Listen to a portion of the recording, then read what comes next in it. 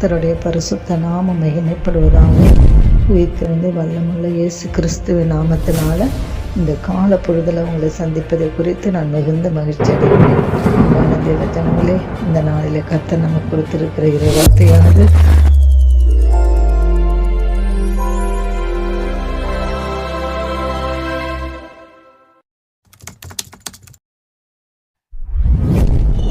ரெண்டு சாமுவேலின் புஸ்தகம் 6ஆம் அதிகாரம் 14வது வசனத்தை நம்ம வாசித்து தியானிக்கிறோம். தாவீது சணல் நூல் ஏபோத்தை தரித்து கொண்டு தன் முழு பலத்தோடும் கர்த்தருக்கு முன்பாக நடனம் பண்ணினான்.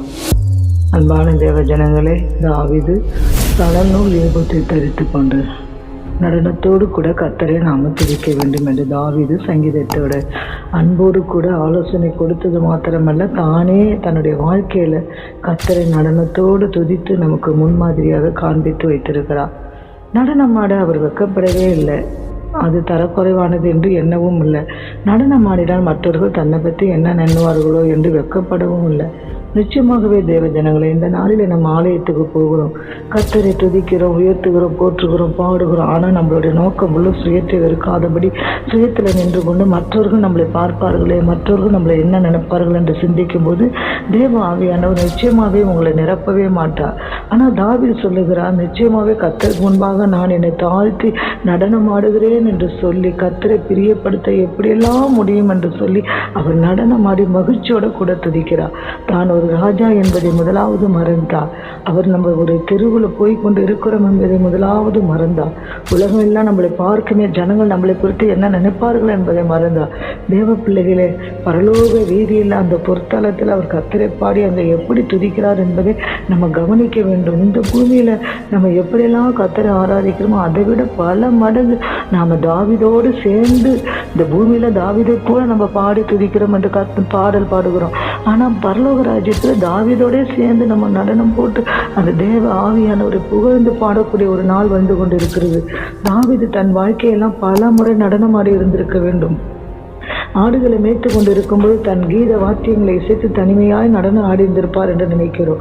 குன்றுகளின் மேலே ஏறி நடனம் ஆடி இருந்திருப்பார். மரங்கள் எல்லாம் எங்க கற்பாறையில் மேலே எங்கெல்லாம் ஏறுகிறாரோ அங்கெல்லாம் அவர் அப்படியே நடனம் ஆடி இருந்திருப்பார். அதனால தான் தாவீதை போல நடனம் ஆடி கர்த்தரை நம்ம ஸ்தோத்திரிப்போம் என்று நம்ம பாடல் பாடுகிறோம். தேவ ஜனங்களே, இந்த நாட்களில் கூட நம்ம தேவ ஆவியானவருக்கு நம்ம நடனத்தோடு கூட புகழ்ந்து கர்த்தரை துதிக்க வேண்டும். தாவீது சொல்லுகிறார், கர்த்தருக்கு முன்பாக நடனமாடின தாவீது என்ன செய்தார்? தன்னை தாழ்த்தினார். இதை பார்க்கல இன்னும் நான் நீசனும் என் பார்வைக்கு அற்பமாவேன் என்று சொல்லி தன்னை தாழ்த்துகிறத பார்க்க முடியுது. தன்னை தாழ்வில் நினைத்த கர்த்தரை ஒருபோதும் அவர் மறந்தே விடவில்லை. அவருக்காக தாவீது தன்னை எத்தனை மடங்கு தாழ்த்தவும் ஆயத்தமுள்ளவராகவே இருந்தார்.